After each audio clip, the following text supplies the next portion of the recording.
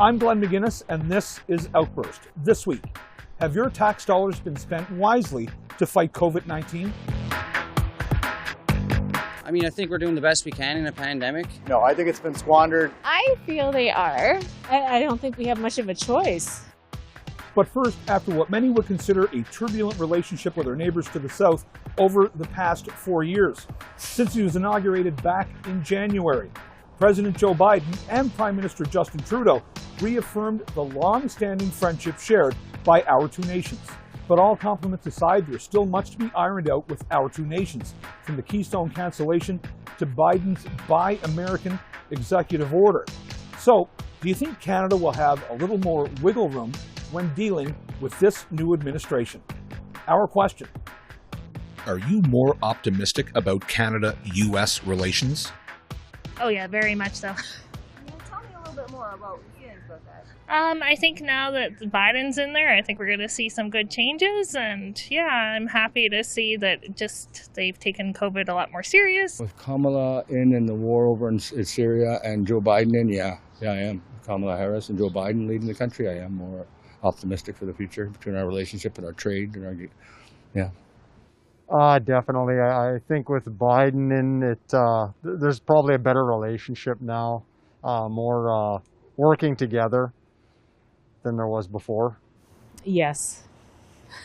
The short answer. Short answer is yes. I think that lesson was learned with the previous administration, and bridges were burnt, but I think we can build up again.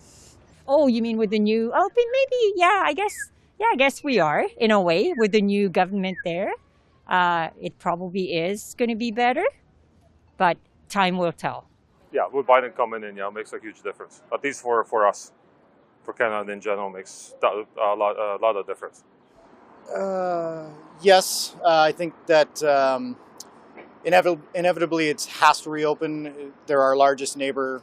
We're unable to really continue the way things were beforehand without them. It'll only be in a matter of time before things reopen.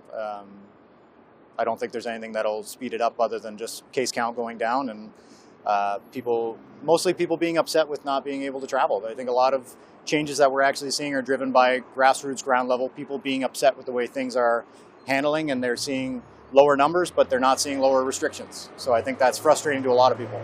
With the relations between Canada and myself being First Nation, I think what needs to be done is all the awareness that's focusing on residential school and the treatment right now. It's really opened a lot of eyes in Canada, which I'm really happy because both my parents went to residential school, and you don't see that down south. Maybe they could learn a thing or two from the way the government is sort of opening their eyes. It seems like at a snail's pace. Yeah, I guess considering Trudeau and Trump weren't the best of friends, I suppose it's improvement in that regard. Other than that, time will tell. Yes, they seem to be going returning to their previous state of cooperation and shared interests between us and across the world. Yeah, well, I didn't think they were going bad or anything, so yeah, I'm quite optimistic in general. Yeah, maybe like in the vaccine thingy, like they can cooperate more in like providing us more vaccine in a faster way, and for people to get the second dose too. Oh yeah, definitely. I mean, well, if nothing else, it's just you don't know from one day to another what the Americans were going to do before. Like he was so mercurial. I mean, one day he's doing this, the next day he's changed his mind. Yeah, it can't be worse. I guess yes and no. I think our history obviously goes back pretty far, so I don't think one hiccup in their side is going to really make a huge difference in our history or our government's relationship moving forward. So I think it's going to be fine, and I think it has been fine for a long time, and it will continue to be fine for a long time. No. Trump was our friend, and Biden stopped the pipeline. So I'm not happy with all this greening of the earth, and we got to go at it in a more logical manner. I would like to think so with the new presidency, but it seems to be kind of the same old thing going on back and forth. from my experience. So, but I'd like to be hopeful about that as well. I don't think so. I mean, I think Keystone XL was a difficult pill to swallow. I know a lot of people assume that coming in with Biden coming in, but it was still pretty difficult to see that, especially when you see them, removing restrictions from, say, Russian pipelines in Europe. So difficult to see. Most definitely. I always dreamed of kind of going to the U.S. and stuff like that, but now that we're more or less of a partner than a divided, two separate countries. Where Trudeau's working with Biden now, it's kind of I guess it's a benefit for all, really. Yeah, I'm definitely leaning. I'm more optimistic than I was before. So, yeah. Yes, definitely. Post-Trump, yes, certainly. Yeah. Well, I think ideologically, I think we're a little bit more even keel now, hopefully, at least. So, yeah. So far, it's good now as compared to the one which they had between Trump and Trudeau. But now, I feel like it's going better. So yeah, I'm optimistic about the relations. The Canadian government, like many governments around the world, had to act fast when COVID hit, investing billions in taxpayer dollars to help keep businesses and Canadians financially afloat. But critics will tell you as soon as the money was rolling out, there wasn't enough scrutiny as to who was eligible to get what, or even how we're going to pay this back. So we took this question to you. Have your tax dollars been spent wisely to fight COVID-19? I would like to think so.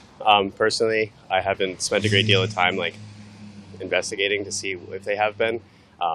Just from browsing the internet or Reddit, speaking to friends, it doesn't seem to be the case, but I would like to think so. No. No, I don't think so. I think we were a society in a city that was suffering ill-spent tax dollars pre-pandemic, and I think that's kind of just been exacerbated. Personal opinion, COVID-19 has definitely made a huge impact on our the rate of our taxes, and I think I think we're doing the best we can in a pandemic, in terms of keeping people safe and keeping them alive. So in terms of contributing to the tax dollars contributing to the pandemic, I would say we're doing a pretty good job. Yeah. No, I don't think so, but I can't tell you why. I think they doled it out too generously, and now they're going to have to pull it back. And that's not going to be an easy task. Well, I would say, I don't know. It depends on what you compare it to, I guess. If you compare it to the States, maybe? Like Trudeau, he didn't get vaccines for a while, but now we're ahead of the curve, so the rest of the world, so I don't know. Depends on what time frame of the pandemic you look at. I think so. It's difficult to know, right? At the beginning of the pandemic, there's so many questions. So a lot of the medical professionals, they're just doing the best they can. Obviously, there's a few things that have been frustrating, but again, it's difficult to know. 2020 hindsight, I suppose you could say there's ways you could improve it, but I don't think I could have done any better myself. But I don't know. So you're satisfied with the government? Yeah. It's difficult to say because there's so many needs, there's so many I trust that it's been spent quickly, and since it seems to be resorbing, I assume that it has had some effect, and I think it has prevented people from losing their jobs, businesses from closing, and as that money had not been spent, the situation would be even more dire on top of the sanitary situation. I just personally think that the whole vaccines deliveries have been botched. Could have been done a lot better. That's just my personal opinion. In terms of, people getting the right care, and I think we're all in the same boat. Nobody really knows how to deal with it. We didn't know how to deal with it at the beginning, and a lot of people seemed lost, scared, and I think everybody's just trying to do their best, like in terms of Ottawa, getting the vaccine here, issuing warnings and stuff like that. Just it makes sense that they had difficulty in the beginning, and it seems like we're moving through it pretty well, though. No, I think it's been squandered. I think personally, in my opinion, there's been too much emphasis put on virtue signaling, on trying to make the current Liberal government look good and look like they're handling things when everything has been just flip-flopping over and over. Nobody seems to be on the same page. The provinces, the federal government, nobody is aligned on what to do. Nobody has a standard reopening plan. We have BC that is weeks and months ahead of us. We have Alberta that are locking things down. We had a river separating us from a curfew from 8 p.m. because coronavirus doesn't come out at night, apparently. So, no, I don't think that the government's response to this has been fiscally or logically responsible. I suppose I hope they were, because nobody's doing anything. Well, we have to stay at home, and that's very annoying. So I can't make the call, but I hope they were. That's all I can say. It's difficult to say. I think hindsight's 2020. I mean, I wouldn't want to be in the position that our federal or provincial government are in. So, I mean, it's tough to say. I mean, I think they're doing their best, and so I think that's really all it comes down to. In some ways, I think the government could have done something sooner, to get this over with. Originally, no. I'm starting to kind of lean towards, they haven't done a bad job. I feel they are. The profession that I'm in, I see that we are being taken care of, and I feel like the supplies that we need to be able to carry out our daily routines are there, and we've never been in want. So I feel that they've been used correctly. No, I would say we've kind of overspent. We put in a lot of money on things earlier, like the China vaccine that was probably ill-advised. So I think there's definitely been waste. I'd say it is. That's just me personally. Yeah. We're taken good care of, I think. Compared to some other countries, I think we're pretty good. Yeah. I don't think we have much of a choice. So they have to spend the money in order to get everything under control. So I would say, yeah. I would think so, yeah. I've got vaccinated, and a lot of other people have too. I think all of my friends have got vaccinated, so I would say so, yeah.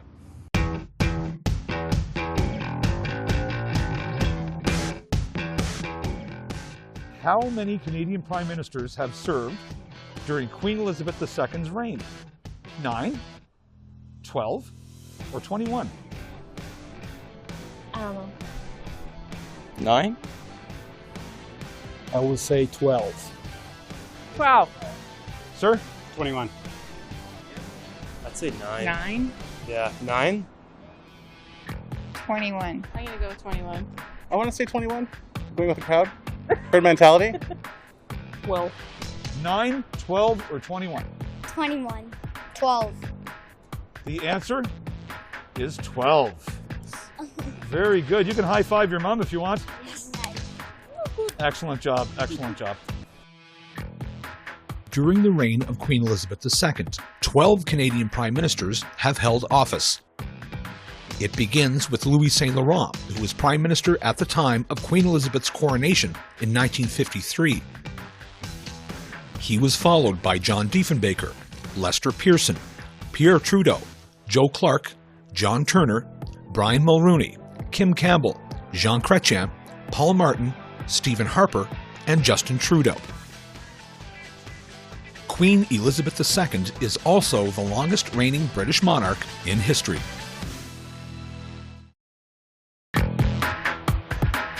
It has been well over 1 year since this pandemic began, which has altered so much in our day-to-day lives. But perhaps it has pushed us to learn how to think and do things differently. So we took to the streets to find out what constructive wisdom Canadians have amassed since COVID-19 began.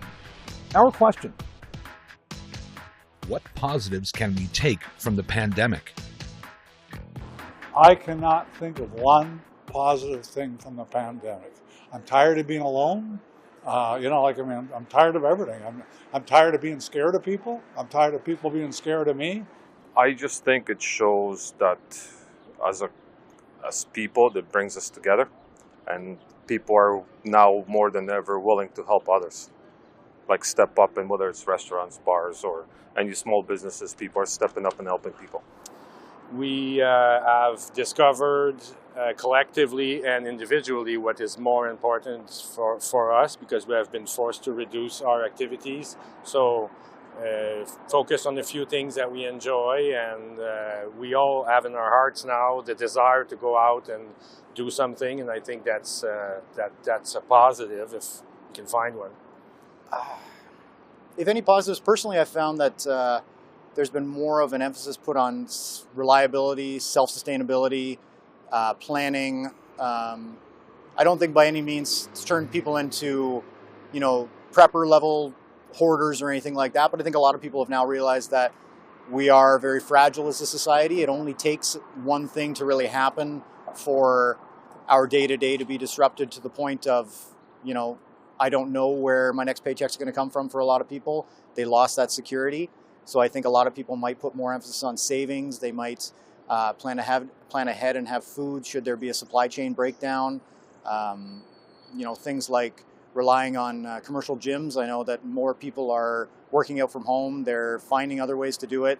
They're becoming less reliant on big institutions and big organizations to solve all their problems. And in a way, I think a lot of us have come together more as a community, and you're more closer with your neighbors. You can help each other out when you're not just waiting on the big government to come and save you.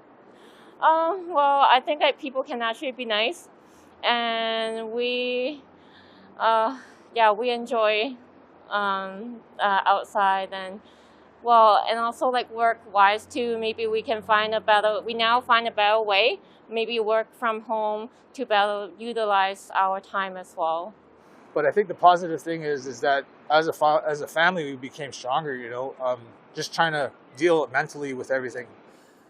I think obviously, not taking advantage of the little things that we were able to do before, like, going to hang out with friends on a patio, or, hanging out with, having Christmas parties, or, get-togethers and things like that. I think, traveling, all that sort of thing. So I think just being able to have everyday life, things that we used to take advantage of, and now I think, become that much more special now.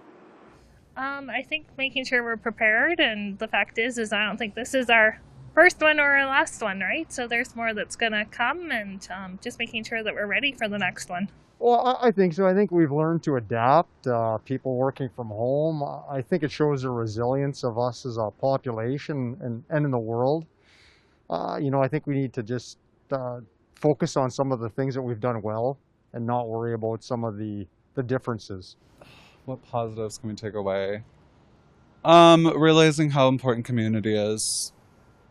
I would say that. And then that connection between people is so important, and that it's important for us to thrive, I would say. I think a lot of, one thing that I've seen from people is people coming together and trying to help each other.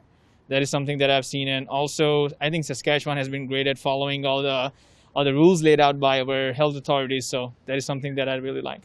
I think we all learned a lesson about being more steadfast when it comes to identifying things early and helping one another, We've learned to make do of what we have, rather than minimizing, rather than, being so materialistic and everything else, and learn to be considerate of other people, responsible, and care for other people.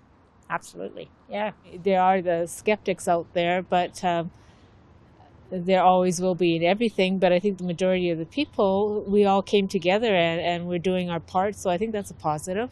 Hopefully people connected with family more. I know I did.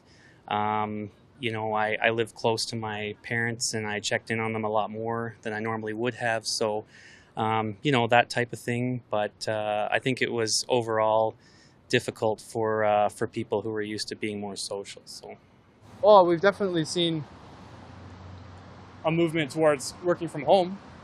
employers are starting to realize that, you don't have to have people inside an office 8 hours a day. People are happy to work from home and they're almost more productive. mRNA research, I would think, just vaccine research. I've been seeing a lot of good stuff coming out of that.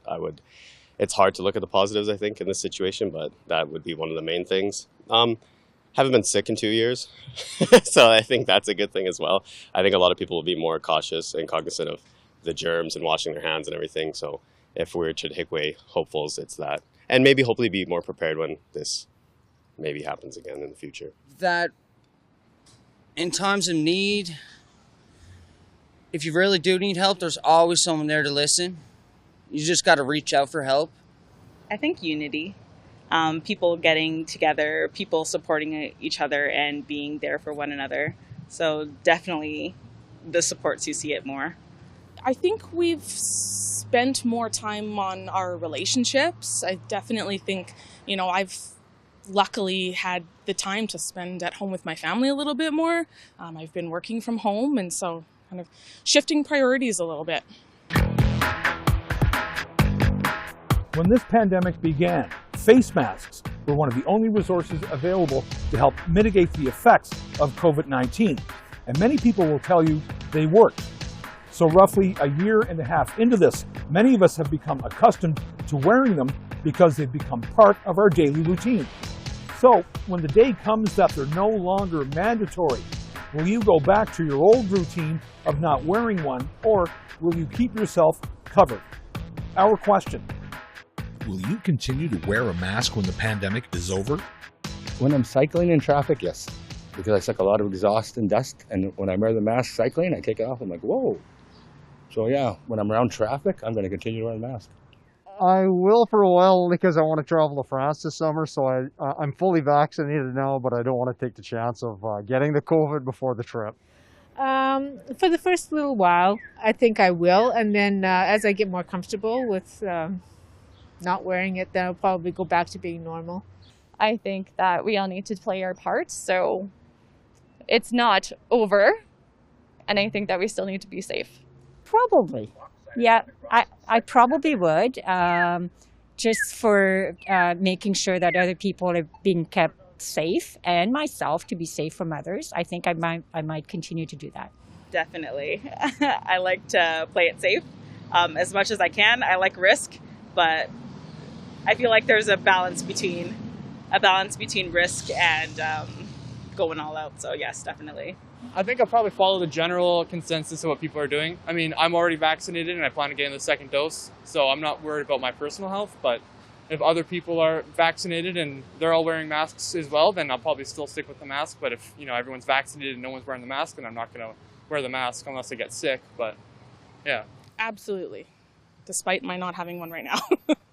But yes, I think indoor for sure. When we can't social distance, for sure. Yeah. Especially if I feel sick. I know when you go in the hospitals prior to the pandemic, people still wore masks, or you're supposed to. So I think that's just something that, again, I think will be hopefully coming out of COVID, is we'll start to wear masks when we don't feel well. So I think, yeah, it'll be, if I'm sick, I definitely will. I don't think so. I'm abiding by all restrictions, and I'll wear it until the bylaws lifted, but I'm looking forward to going away from the masks for sure. Oh, that's a hard one. I would, because I'm like a nurse in training, so I would want to wear like a mask everywhere. It protects me, basically, so I would wear it everywhere. Yeah. Yeah, I won't. I work in trades, man. It's super hot over there. It's really difficult to breathe as well. So yeah, till it's going on, I'm 100% positive about this. But like after it's gone, everything, I'm not gonna do it. I'm debating on it. I find myself taking it off a little bit more now that I'm vaccinated, because I have both doses, but I'm still wary of it. I still do put it on when I'm walking downtown, when I see a lot of people. I really stress it with my son. I'm always using hand sanitizer. Right from the start, I was always, come on, you got to do it. And he was annoyed by it, and I got it, because so was I. I have eczema on my hands, and it's like drying my hands out like crazy. And but other than that, I think I probably will for a while, and I probably would stress it with my kid too, and my parents, because they're both older, and the COVID seems to prey on the weaker and the older and even the younger. So yeah. I don't like the mask, but in winter it actually helps a lot. Yeah, it helps keep the cool air out, and yeah, maybe in winter I'll wear a mask. I hope not to have to. I will wear one as long as we have to wear them. And obviously they work. They wouldn't tell us that but they did that if they didn't.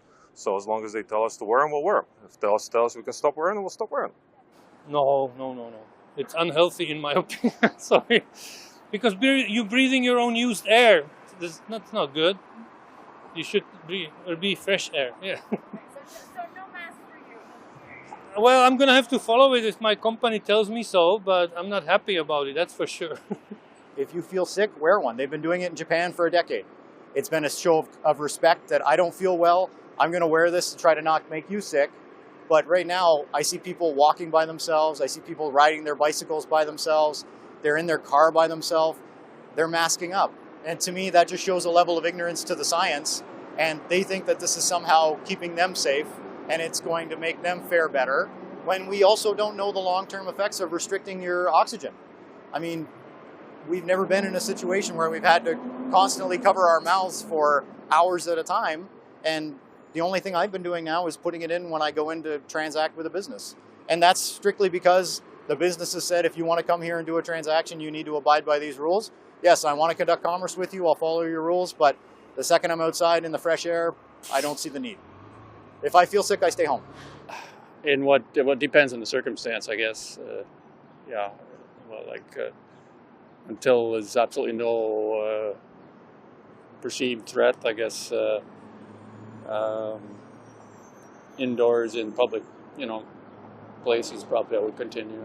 I imagine during flu season and maybe in crowded places, or if I feel unwell, I think we will be more conscious of our own health issues that could be contagious. Probably not. I work at a healthcare industry, so I'll wear my mask at work. But once we're all vaccinated and things like that, I think that's the whole point of the vaccine. And I think hopefully we can kind of move on without that and get back to normal life. When it's all the way over, no, I think they're going away straight away. But I think right now, I should be wearing a mask. And I think until everybody's fully vaccinated, I'll be wearing a mask. It's just when we know it's over, whatever over means, whatever it looks like, then you'll know it'll probably be done with. Thanks for watching this episode of Outburst on the Cable Public Affairs channel. I'm Glenn McGuinness. If you have any comments about this show or any other show, you can find us on social media. You can also find us on our website at www.cpac.ca. It's your turn to speak up, and we're listening.